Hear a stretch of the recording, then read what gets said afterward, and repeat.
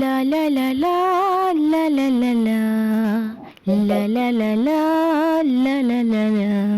বাবারে বাবা, কতটা সুন্দরী আমি!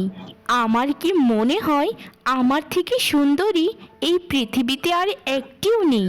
আয়নায় নিজের মুখটা দেখলে নিজেরই বিশ্বাস করতে কষ্ট হয় যে কতটা সুন্দরী আমি। আমার খুব স্বপ্ন একটা ধনী পরিবারে আমার বিয়ে হবে, আমার গায়ে জড়ানো থাকবে কোটি কোটি টাকার স্বর্ণ হীরের অলংকার। এসব স্বপ্ন কবে যে সত্যি হবে! এই ঘরে এই অল্প দামের কাপড় চোপড় পরতে আমার একদম ভালো লাগে না, আর আমাকে মানায়ও না এসব। বিধাতার কাছে একটাই চাওয়া, যেন খুব ভালো একটা সম্বন্ধ খুব তাড়াতাড়ি চলে আসে। বাবাকে বলতে হবে যে আগামীকালকে আমার কিছু সাজ সরঞ্জামের জিনিসপত্র লাগবে, খুব তাড়াতাড়ি যেন এনে দেয়। মা তো সারা দিনই বলতে থাকে যে আমি একটু কাজ করি না, আমি অকর্ম, আমি এই আমি সেই। আমার পরিবার আমার সৌন্দর্যের কদর দিতে জানে না, তারা শুধু বোঝে কাজ আর কাজ। কিন্তু আমি কেন কাজ করব? আমার অত সুন্দর রূপ কাজ করলে মলিন হয়ে যাবে না? আমাকে বিধাতা এত সুন্দর রূপ দিয়েছে কি কাজ করার জন্য? আমি শুধু সাজবো, খাবো, ঘুমাবো আর ঘুরে বেড়াবো। ঘরের যা কাজ আছে সব তো আমার বড় বোন দুঃখী করবে। এই রে, আমি তো ভুলে গিয়েছি, আমি তো তখন দুঃখীকে বলেছিলাম আমার জন্য হলুদ বাটা আনতে। হতচ্ছাড়িটা তো আমার জন্য এখনো হলুদ বাটা নিয়ে এলো না। ওকে একটা ডাক দিই বরং।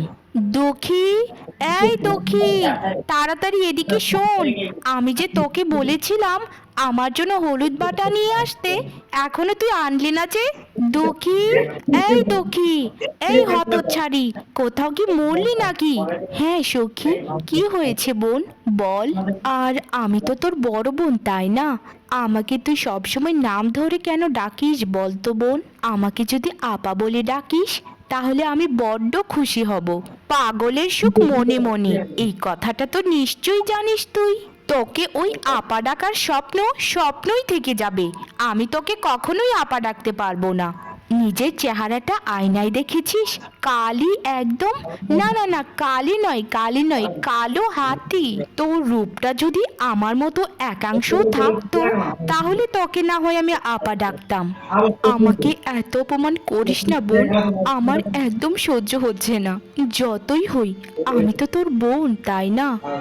দেখ না সখী, যদি বিধাতা আমাকে কালো করে বানিয়ে থাকে তাহলে আমার কি হাত আছে? ঘরের লোকে যদি আমাকে এসব কথা বলে তাহলে বাইরের লোক আমাকে কি বলবে বল তুই? আচ্ছা বাদ দে, বল আমাকে কি জন্য ডেকেছিলিস? তোকে কি জন্য ডেকেছিলাম সেটা কি তোর মনে নেই নাকি? তোকে তো বলেছিলাম যে আমার জন্য হলুদ বাটা নিয়ে আসতে। ইদানিং দেখছি তুই সব কিছুই ভুলে যাচ্ছিস। তোর মন কোথায় থাকে বলতো? আসলে একটু রান্নার কাজ করছিলাম, তাই ভুলে গিয়েছি। দয়া করে আমাকে ক্ষমা কর বোন। আমি এখনই তোর জন্য হলুদ বাটা নিয়ে আসছি। এই তো বেশিক্ষণ লাগবে না, 2 মিনিট সময় দে আমাকে। আচ্ছা ঠিক আছে ঠিক আছে, তোকে 2 মিনিট সময় দিলাম। এরপর যদি তুই একটা কাজও দেরিতে করিস তাহলে কিন্তু তোর মাথার একটা চুলও থাকবে না। অপয়া কুৎসিত মেয়ে, তোকে যে কে বিয়ে করবে সে চিন্তাতেই আমার রাতে ঘুম হয় না রে। হাসালি আমাকে। আমার আর বিয়ে? সমাজই তো আমাকে মেনে নেয় না, আবার বিয়ে করবে কে আমাকে? যদি মা বাবা রাজি থাকেন তো মা বাবার সাথেই সারা জীবন থেকে যাব। আর যদি মা বাবা নাই মেনে নেন তাহলে আর কি করার, রাস্তায় রাস্তায় থেকেই বাকিটা জীবন পার করে দেব।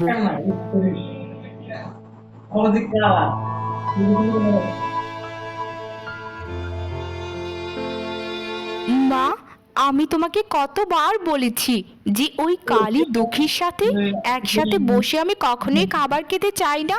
আর বাবা, তোমাকে আর কতদিন বলবো যে আমার জন্য আলাদা করে একটা টেবিল বানিয়ে দাও? আমার মতো এরকম অত সুন্দর রাজকুমারীর মতো দেখতে মেয়ে নিচে মাটিতে বসে খাবার খায়? এটা আসলে মেনে নেওয়া যায় না। তোমরা আমার একটা কথাও কোনোদিন রাখো না। আমি এই খাবার খাবো না। দুঃখীকে উঠে যেতে বলো। বলো। সত্যি কথা বলতে ওর মুখটা দেখলে কেমন জানি আমার গা ঘেন ঘেন করে। বোন সখী, আমিও তো একটা মানুষ, আমারও তো ইচ্ছে হয় যে পরিবারের সাথে একসাথে বসে খেতে। দয়া করে তুই আমাকে একটা স্বাভাবিক মানুষের মতো মনে কর। গায়ের রং দিয়ে আর কত আমাকে বিচার করবি বোন?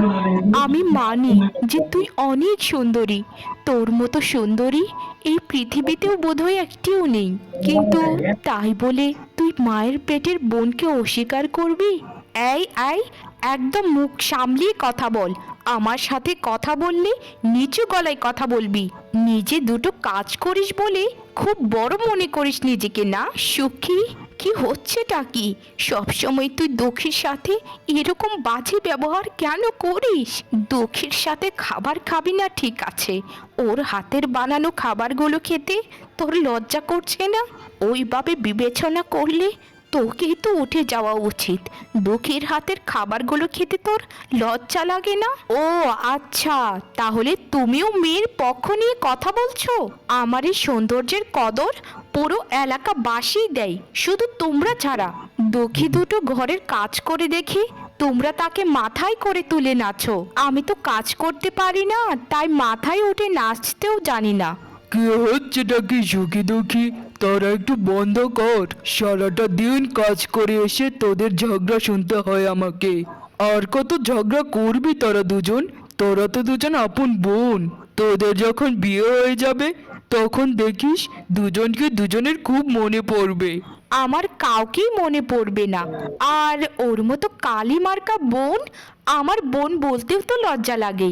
আমি কোনোদিন মানুষের কাছে স্বীকারই করব না যে ও আমার পেটের বোন, কারণ আমি হচ্ছি অসাধারণ সুন্দরী, আর দুঃখী আমার নখেরও যোগ্য নয়। কি গো রফিক মিয়া, কোথায় যাওয়া হচ্ছে? তোমার সাথে জরুরি কিছু কথা ছিল আমার। বলুন কাশেম ভাই, কি কথা? পাশের গ্রামের খুবই প্রতাপশালী একজন ব্যক্তি আছেন যিনি তোমার ছোট মেয়েকে বিয়ে করতে চায়। তোমার ছোট মেয়েকে কোথায় জানি দেখেছে, দেখে তার পুরো পরিবারই পাগল হয়ে গেছে। বলছে যে এত সুন্দর মেয়ে তারা জীবনেও দেখেনি। সে তো বুঝলামই ভাই, কিন্তু বড়টাকে রেখে ছোটটাকে কিভাবে বিয়ে দেই? আরে বারবার তো সেই সুযোগ আসবে না। ছোটটাকে আগে দিয়ে দাও, তারপর বড়টাকে না হয় দিও। আর তোমার বড় মেয়ের যে অবস্থা, কোথাও কি বিয়ে দিতে পারবে সেটাই আমার সন্দেহ হয়। মেয়ে যখন আমার, যদি কেউ বিয়ে না করে তাহলে সারা জীবন আমার কাছেই থাকবে। এসব নিয়ে আমি ভাবি না কাশেম ভাই। ঠিক আছে, তাহলে মেয়েকে তোমরা কাল তৈরি রেখো, দুপুরের দিকে ছেলেপক্ষ দেখতে যাবে। আচ্ছা কাশেম ভাই, তাহলে আমি আসি, কেমন? বাহ বাহ বাহ বাহ বাহ বাহ, এরকম সুন্দরী মেয়ে আমি আমার জীবনেও দেখিনি। মানুষ যা বলে সে তো তার থেকেও হাজার গুণে সুন্দরী গো। এরকম একটা মেয়ে যদি আমার ছেলের বউ হয়ে যায়, তাহলে তো পাড়াগাঁয়ে আমাদের নাম আর নাম।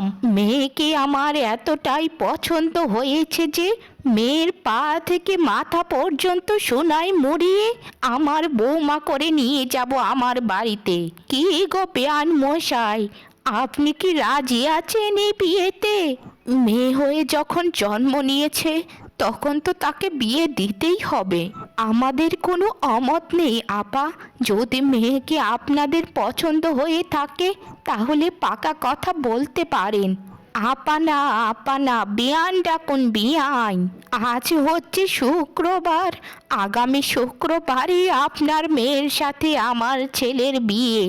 ঠিক আছে আপা, তাহলে আমরা তোড়জোড় শুরু করছি বিয়ের। যা আমি কল্পনা করতাম তার থেকেও বেশি দেখা যাচ্ছে আমি পেয়ে যাচ্ছি। তাদের চলাফেরা দেখলেই বোঝা যায় তারা কত সম্ভ্রান্ত পরিবারের। তাদের দুজনের গলায় কত বড় ভারী স্বর্ণের হার, আর বুড়িটা তো বলছি যে আমাকে সোনায় মরিয়ে নিয়ে যাবে। আমি এখন সত্যিকারের মহারানী হতে চলেছি, সত্যিকারের মহারানী। নামটা কিন্তু বাবা মা ঠিকই রেখেছিলেন। আমার কপালে শুধু সুখ আর সুখ। বেআইন মশাই, তাহলে আমরা উঠছি কেমন? আমাদের তো আবার বাড়িতে গিয়ে বিয়ের তোড়জোড় করতে হবে সব। মা, তাহলে আমরা আসি কেমন? তোমাকে খুব তাড়াতাড়ি আমার ঘরের বউ করে আমি নিয়ে যাব।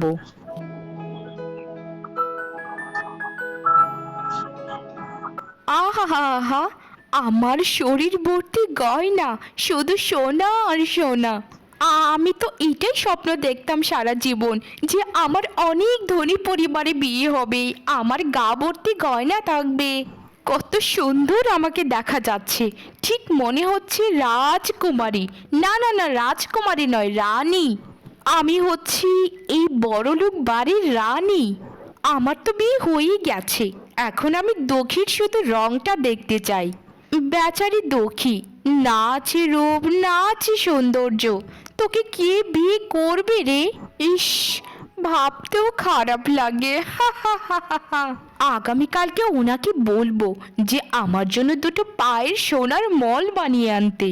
এত সুখ, এত স্বাচ্ছন্দ্য এতদিন কোথায় ছিল? আমি অনেক খুশি, অনেক খুশি। বিধাতা, যদি এত রূপের দামে দিয়ে থাকো, মর্যাদায় দিয়ে থাকো, তাহলে আমার মতো এরকম কুৎসিত মেয়েকে কেন পৃথিবীতে পাঠাও?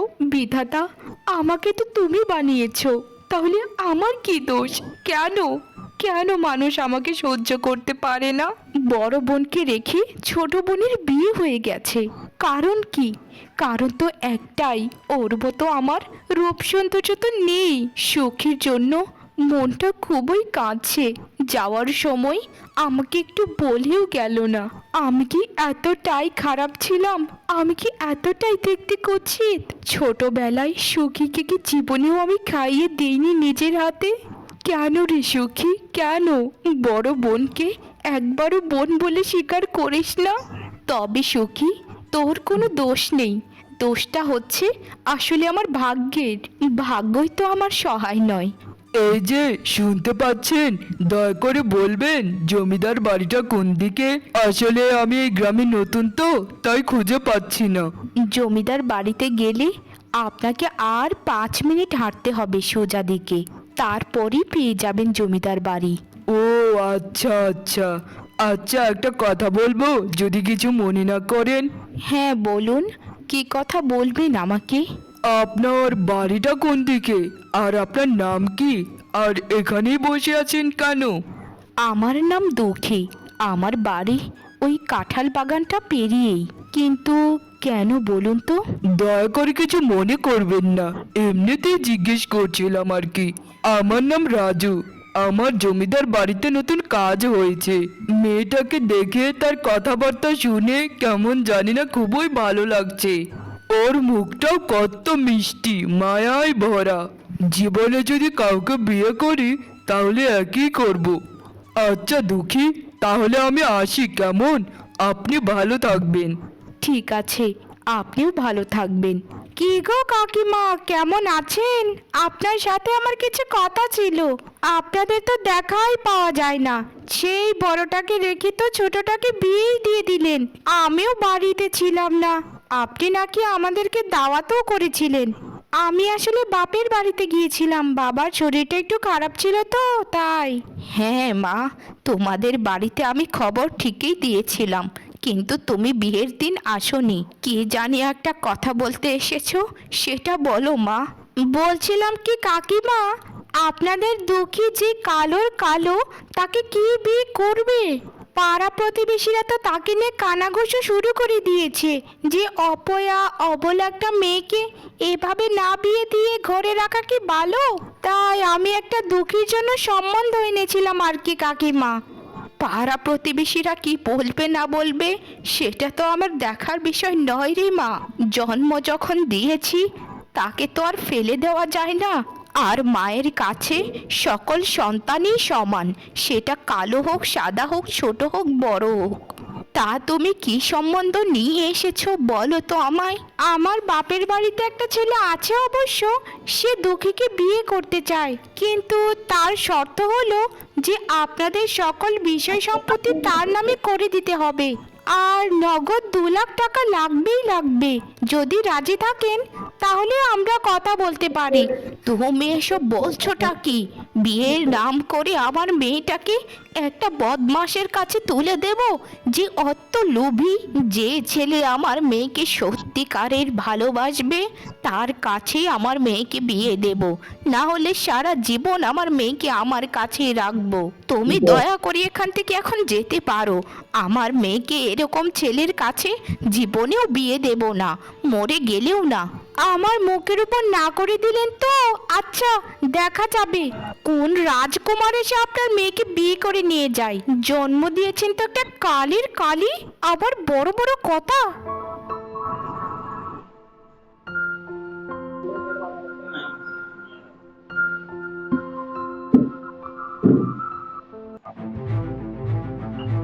ছেলের বউ বিয়ে করে এনেছি, ভেবেছিলাম যে শাশুড়ির একটু সেবা যত্ন অন্তত করবে।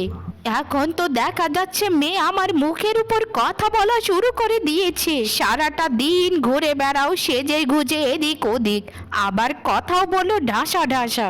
ভেবেছিলাম বৌমা যখন এত সুন্দরী, তার মনটাও বোধহয় অনেক নরম হবে। এখন দেখা যাচ্ছে যা ভেবেছিলাম সব কিছুই উল্টো, আমাকে জ্বালিয়ে মারলো। শোনো সখী, আমার মাই কিন্তু সব। আমার মায়ের সাথে খারাপ আচরণ করলে কিন্তু তোমার ভালো হবে না। আমি তোমার মায়ের সাথে কোনো খারাপ আচরণ করিনি।